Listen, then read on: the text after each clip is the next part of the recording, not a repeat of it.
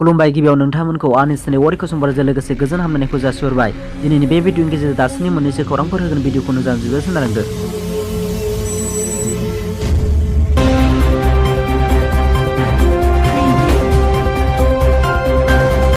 दानिया फैजों गुबै रादाबाव गवालपारा जिल्लानि सिङाव थानाय लखिमपुर हालामनि बर' बिजोंनि थासारिखौ नोजोर बोनानै लखिमपुर हालामनि सिङाव थानाय गासैबो माहारि आफाद गुबै एबसु बिएसएस इउबिपिअ जयै सावरायलायनानै बर' बिजोंखौ फोथांनानै लाखिनो आरो बर' बिजोंनि फरायसालिफोराव इयुनखौ साननानै बिकेडब्लिउएसि अनसुंथायाव मैया 8 एप्रिल 2022 अक्ट'खालि जानजिपारा गुदि फरायसालियाव आरो बर'दर फरायसालियाव लांदां जानानै थानाय फोरोंगिरिनि सायाव ओनसोलनिनो सोलोंथाइ गोनां श्री रन्जित बसुमतारी, अलंबार बसुमतारी आरो सुमित्रा बर' बिथांमोनखौ फोरोंगिरि दैथायहरजासिम फोरोंगिरि महरै थिसननाय जायो।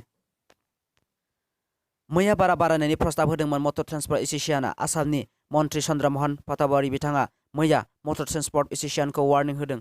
बासनि बारा बारायनो मोननाय नङा होनना बारा बारायनायनि खालामोब्ला रेजिस्ट्रेसन आरो लाइसेन्स दानजागोन होनना बुंदों। मैया खानापारानि स्टाफ कलेजाव हान्थामेला बिफाननि मन्त्रि बिथाङा रायजोनि गासैबो हान्थामेला बिफाननि अफिसारजों सावरायलायदोंमोन। थावनि बेसेना टेक्स आरो बारा जानायनि थाखायनो 70% बाराखौ बारायनो प्रस्ताब होदोंमोन। दायो बाराखौ बारायनो मोना होनना रोखा खालामना होदों। क'क्राझार खनि गेदेरथार खौरां। साथाम जिनाहारि खालामग्रा दायनिगिरिखौ फासिनि साजा फोसावबाय। थांनाय बोसोरनि 11 जुनाव क'क्राझाराव मोनसे मुगैथाव खास्रि बिस्रि जिनाहारि खालामनाय आरो बुथारनाय जाथाया जादोंमोन। क'क्राझार जिल्लानि अबयापुटियाव सानै ट्राइबेल बिब' बिनानाव सबिता राभा आरो समायना राभाखौ जिनाहारि खालामनानै बुथारनाय जाथायनि सायाव दायनिगिरिफोरखौ मैया क'क्राझार आयेन बिजिरसालिया फोसावबाय। मख'नो गोनांदि दायनिगिरिफोरनि मुङा फारियै हरिजन रहमान, नासिकबुल आली शेख आरो मोजामेक शेख। दा बिसोरखौ फासिनि साजा फोसावबाय। सा सानजा भारतनि मोनफ्रोमबो रायजोआवनो थाखो 10सिम हिन्दी आयदाखौ गोनांथार एबा लाथारनांगौ खालामनाय जागोन। गासै मोन 8 रायजोआवनो 22,000 हिन्दी फोरोंगिरिफोरनो साख्रि होनाय जागोन। बेखौ भारतनि नखर मन्त्रि अमित शाह बिथाङा फोसावनानै होदों। गोदान दिल्लीयावनो मोनसे हाबाफारियाव बाहागो लानानै बिथाङा इंराजि आयदानि अपसनेल जानो नांगौ हिन्दीखौ होनना बुङो। गुबुन गुबुन रायजोनि सुबुंफोरनि गेजेराव हिन्दी रावा सोलिनो नांगौ होननाबो बिथाङा बुङो।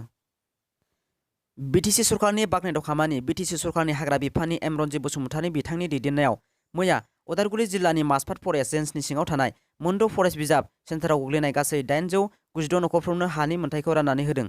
मख'नो गोनांदि बिटिसि बिसायख'थिनि सिगाङाव इउपिपिएल दोलोआव खोथा होनायखौ मावफुंनाय नुनो मोन्दों। हानि मोनथाय रानना होनाय समाव बिटिआरनि deputy chief Gobinda Basumatary, M Lalit Swargiary, M Daobaisa Boro' मोना बाहागो लायो। दासिमनि भिडिअ बेखिनियासै। भिडिअखौ नायना मोनदोंबा लाइक आरो साबस्क्राइब खालाम। मानोना आं गोदान भिडिअ लाबोबाय थानो नाजागोन।